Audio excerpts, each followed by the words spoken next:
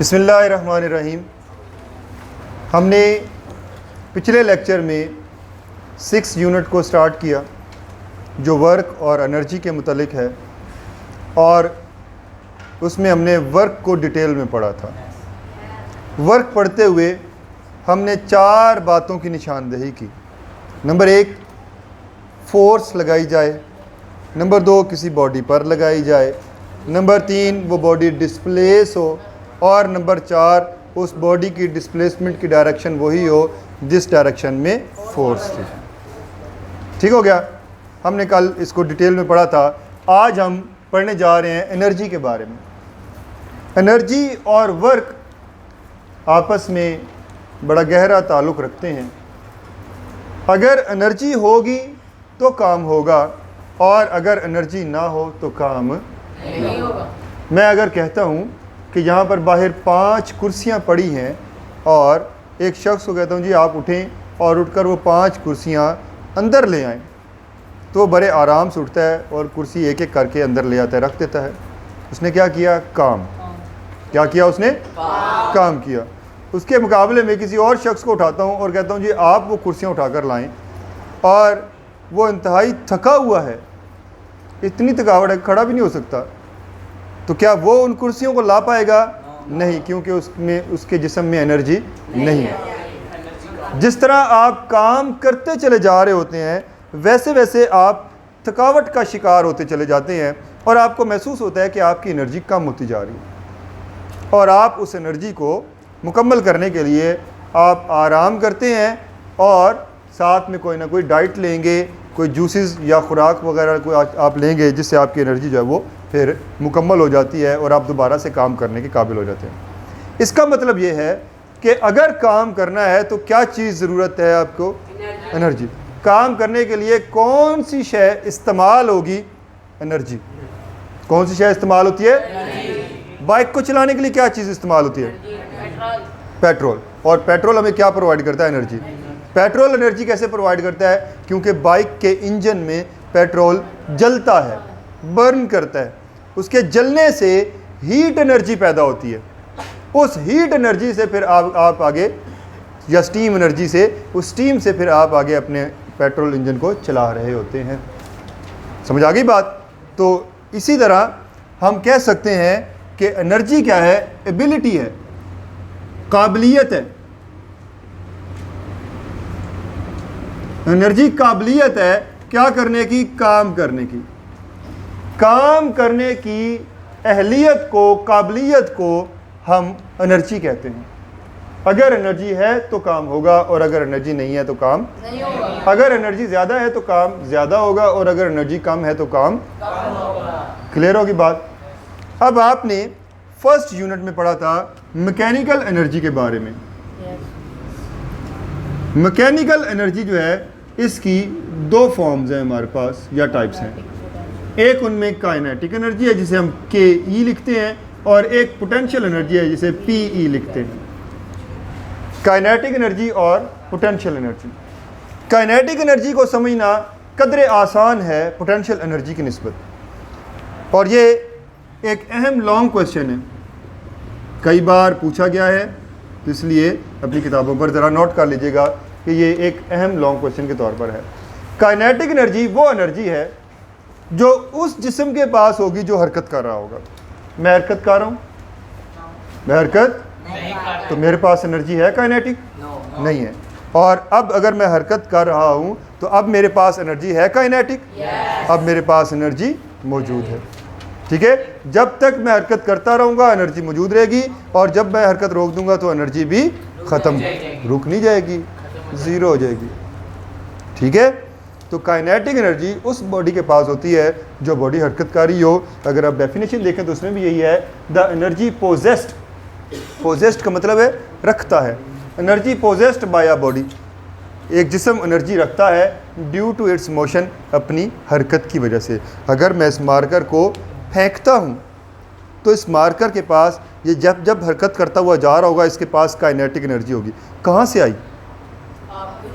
मैंने दी। किसने दी? मैंने दी।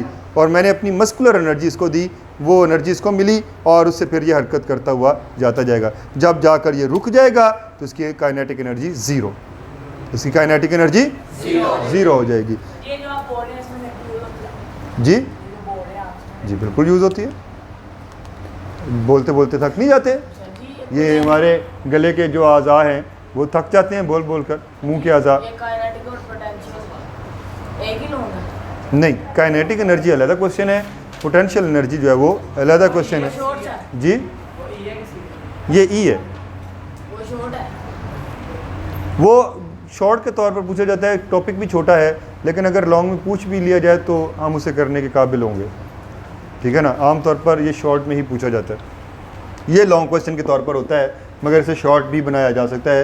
वो क्वेश्चन इस तरह भी कर सकता है कि डिफाइन काइनेटिक एनर्जी, सिर्फ काइनेटिक एनर्जी के बारे में पूछ ले क्या होता है, तो काइनेटिक एनर्जी की आप डेफिनेशन लिखेंगे और उसके साथ ही आप उसका ये फार्मूला लिख देंगे, उसकी डेरिवेशन लिख देंगे, ठीक है।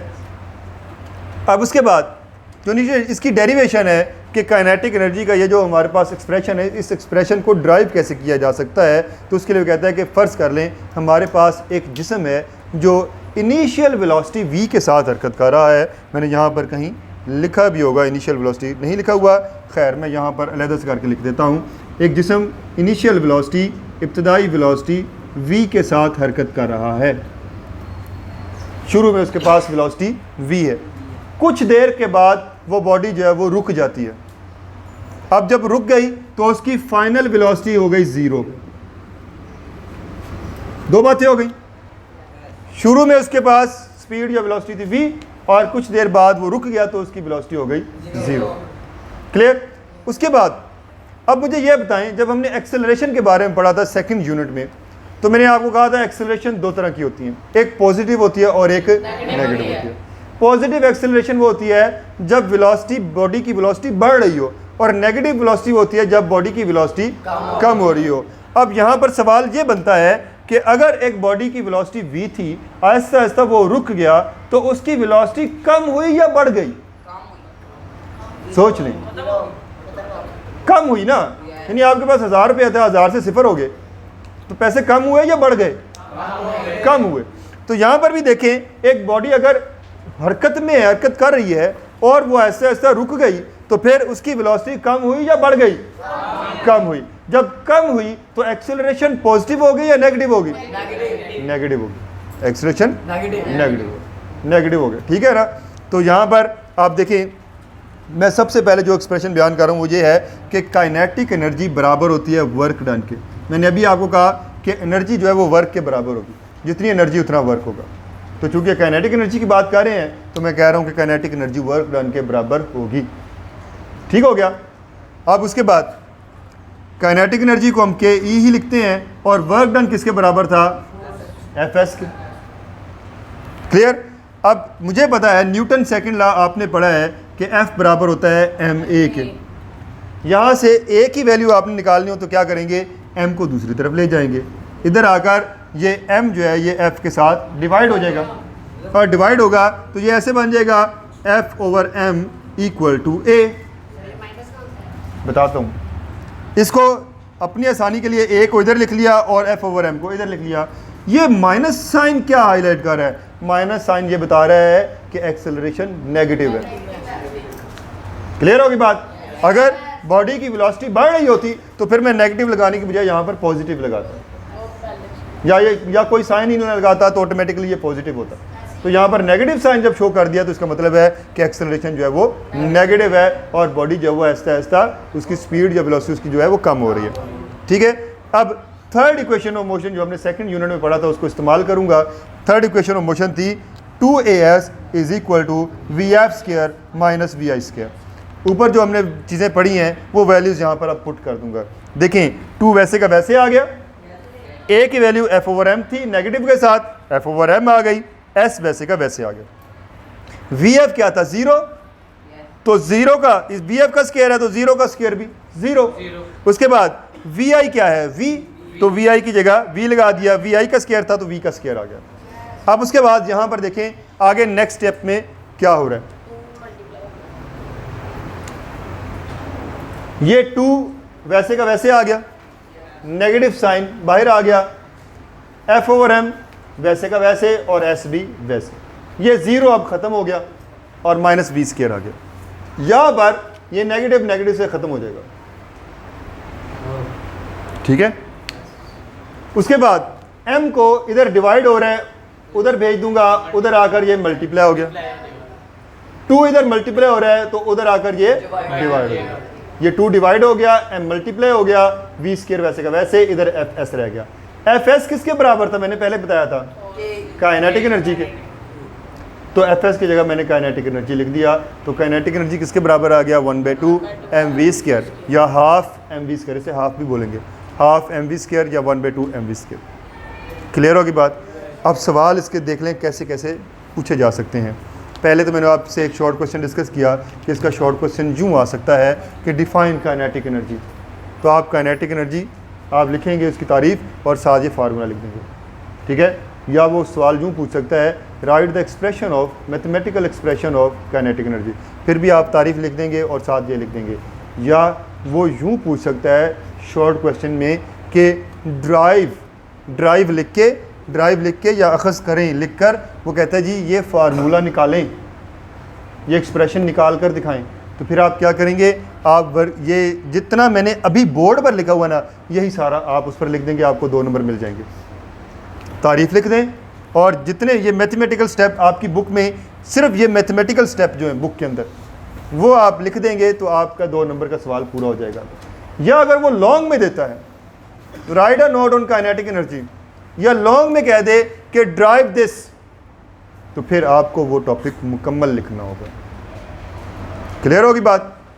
तो ये हमारा आज का टॉपिक था। इंशाल्लाह फिर नेक्स्ट टॉपिक में हम पोटेंशियल एनर्जी को भी डिस्कस करेंगे। शुक्रिया।